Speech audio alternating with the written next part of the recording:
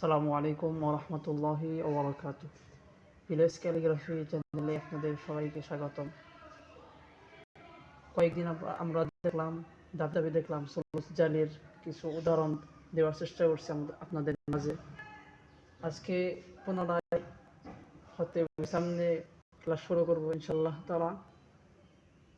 যেহেতু ভিডিও কিছু দেওয়া হয়েছিল গোছালোভাবে দেওয়া হয় নাই ভিডিওগুলো, এজন্য আপনাদের সুবিধার্থে বোঝার সুবিধার্থে গুছিয়ে আনার চেষ্টা করতেছে। মানে আলিফ থেকে শুরু করতেছি, হতে উইসাম থেকে। উইসাম আমরা প্রথমে আমরা করে রাখি, জেনে রাখি উইসাম মূলত এটা মৌলিক খত না, এটা বিভিন্ন খত থেকে সারাংশ নেওয়া হয়েছে। বিভিন্ন খতের নির্যাস একত্রিত করার পর একটি খত বিন্যস্ত করছে। এই খতের বিন্যস্ত হয়েছে আর কি। এই খতের আবিষ্কারক যে লিখছেন তার নাম অনুযায়ী এই খতের নাম দেওয়া হয়েছে। এই লেখক হলো, এই খতের আবিষ্কারক হলো খতে আপনার উস্তাদ উইসাম শাওকাত। উনি ইরাকি উস্তাদ, এটা সবসময় মাথায় রাখবেন। উনি এখনো জীবিত আছেন। খতে ওনার নাম অনুযায়ী এই খতের নামটা আবিষ্কার করছে, নামকরণ করছে আর কি। যে আমরা দেখি এই যে এরকম এক কর, দেখেন এক কর পরিমাণ চক নেবেন আপনি। আবার এরকম প্রতিবারের মতো এরকম ঢলা দিবেন, এই এখন এরকম হবে, এরকম হওয়া পর্যন্ত এরকম দেখেন। প্রত্যেকটি খত শেখার আগে তার খতের পরিমাপের প্রতি ধারণা রাখতে হয়। ধারণা কি? প্রত্যেকটি খতের পরিমাপ কীভাবে দেয়? নুক্তা, কত, এগুলোর মাধ্যমে দিতে হয়। জন্য আমরা প্রথমে নুক্তা দেখি। এই যে বোঝার সুবিধার্থে কয়েকটা দাগ অ্যাঙ্গেল দেখে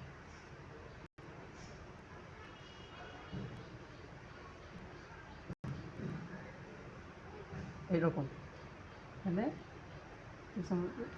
প্রত্যেক বিষয়ের মধ্যে 70 ডিগ্রি থাকবে।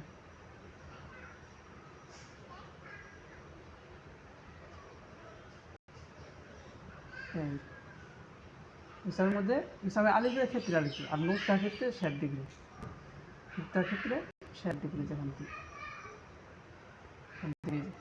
ভাবে যে চোখা যে অংশ থাকবে ওখান থেকে এরকমভাবে নিচে দিকে টান দিবে এরকম। আবার দেখেন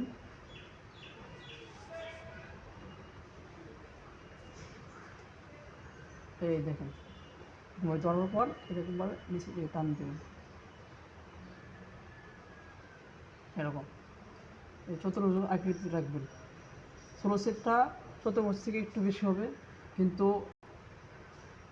হতে ইসামেরটা চতুর্ভুজ আকৃতি রাখবেন, এরকম রাখবেন।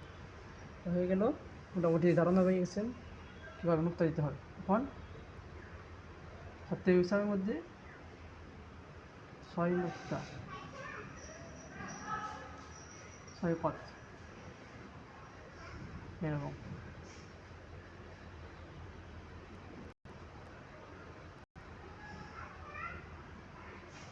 এই সুযোগে যারা দেখতেছেন সাবস্ক্রাইব করে ফেলেন, এবং ভিডিওটি যদি আপনাদের উপকার হয় তাহলে শেয়ার করে দিবেন, লাইক কমেন্ট করে পাশে থাকবেন। 1 2 3 4 5 এই 6 এটা এখানে আলিফ লেখা হবে।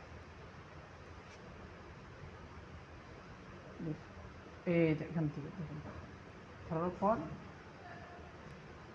এই ভাগা করবে, এখন সোজা আমার এই 2 নুক্তা বলে আমার বাঁকা থাকবে, ভাগা করবে। আর 2 নুক্তা সোজা, এরকম সোজা করবে, আর 2 নুক্তা এরকম বাঁকা করবে, তাহলে হয়ে গেল খতে উইসামের আলিফ।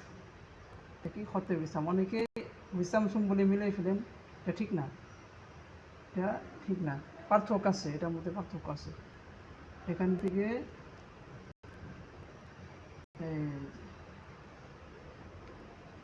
এখান থেকে এক নুক্তা, এখানে এক নুক্তা পরিমাণ থাকবে। যে এরকম এই 2 নুক্তা পরিমাণ বাঁকা হবে, বাঁকা করে আনবে, অ্যাঙ্গেল করে আনবে। আর 2 নুক্তা এই যে সোজা, এরকম অ্যাঙ্গেল করে সোজা। আর 2 নুক্তা আবার বাঁকা, এটা সেম। এটা একটু বেশি হবে, একটু কম হবে, সেম বাঁকা। আশা করি বুঝতে পারছেন। আর আপনাদের সুবিধার্থে বড় করে লিখে দেখাচ্ছি।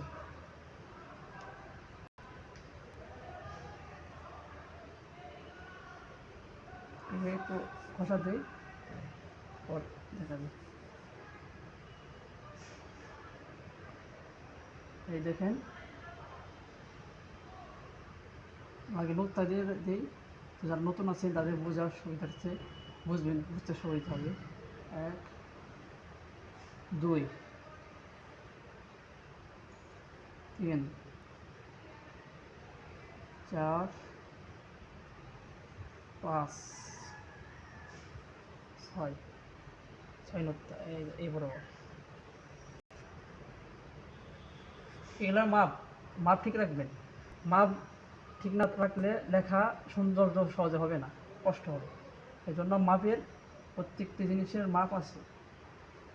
এই মাপ অনুযায়ী কাজ করলে জিনিসটা সহজ হয়। এই জন্য হতে পারে আমরা বাঁকা করবো।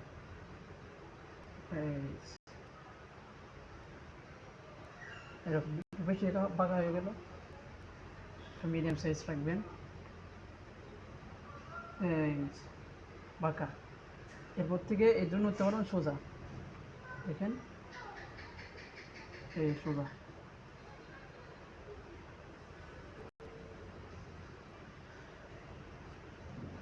আর নিচের বিনুটটা বাঁকা,